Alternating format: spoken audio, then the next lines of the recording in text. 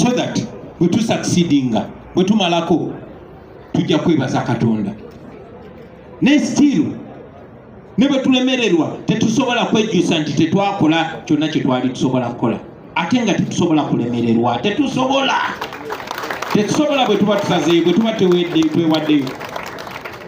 Mbagamba bulijjo nti bano abantu batutya nnyo okusinga bwe tubatya. Batutya nnyo, batuloota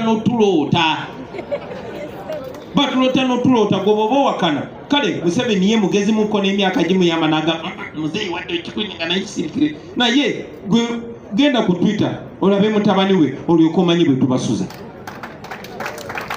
So mubeere bagumu kubanga be mutya ate bo babatya nnyo. Nkomawo ku mwaka guno baganda bange. Omwaka guno mukulu nnyo kuba bokkiriza Museveni okubafuga emyaka emirala 5. Already gibadde emyaka 4 naye damage Museveni gyatukozeeko mu myaka gino gyokka eyinza otutwala emyaka emirala 10 nga tumaze omujjako emyaka emirala 10 okutereeza. Mbagambye bukyanga Museveni abba buwanguzi bwaffe nga 14 January 2021 buli lunaku si buli mwezi si buli week naye buli lunaku babba bilioni 27 ku sente zammwe abawi b'omusolo. Ate nga bino ebibalo biva mu ofisi ya IGG omukozi waabwe ayinza n'okuba azikendeezaako aleme kulabisa nnyo. 27 billion is what they steal from you. Omugate buli mwaka tufiirwa trillioni 10. Trillioni 10 ze bilioni meka? Bilioni omutwalo gumu. Right?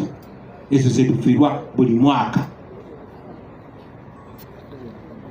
Kitegeeza mu myaka 5 Museveni watufugira emyaka 5 tugenda kuba tufiiriddwa trillioni 50.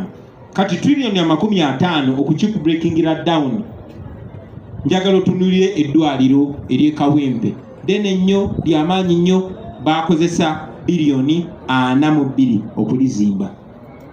Eddwaliro ery'Ekiruddu babajje Karamoja ne babajje waffe Gomba ne babajje Masaka lyatwala bilioni 37 okuzimba. Kitegeeza ki ekyo?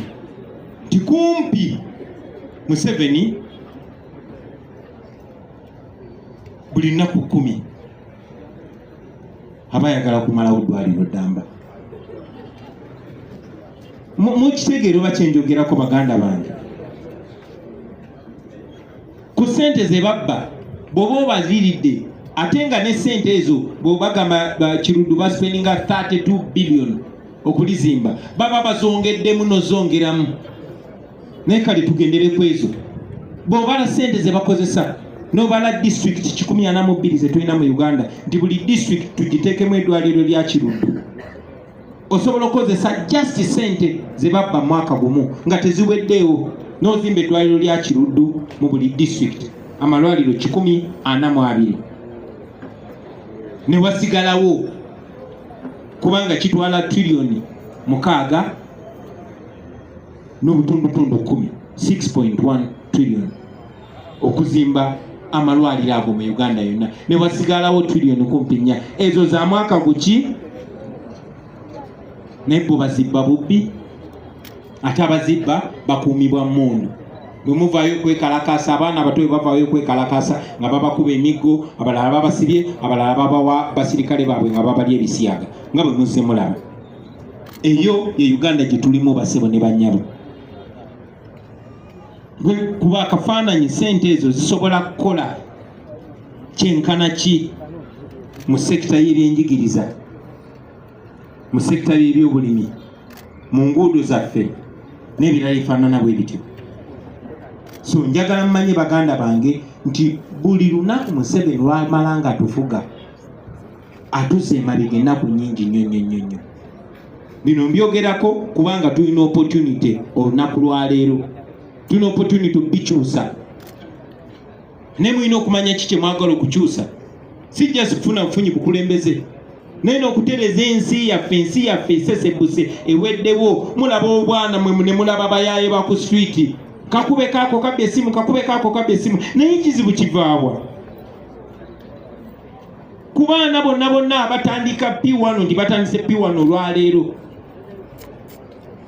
tebawera 50%, tebawera 40%, bali wansi wa 35%. Nti abaana 10 abatandise P1 olunaku lwaleero tebawera 3 mu 5 batuuka mu P7. Si senior 1 batuuka mu P7. Minisitule y'ebyenjigiriza ekulaga nti abaana akakadde kamu mu emitwalo 8 be batandika P1 buli mwaka, naye akakadde kamu n'emitwalo 2 okutuuka mu P7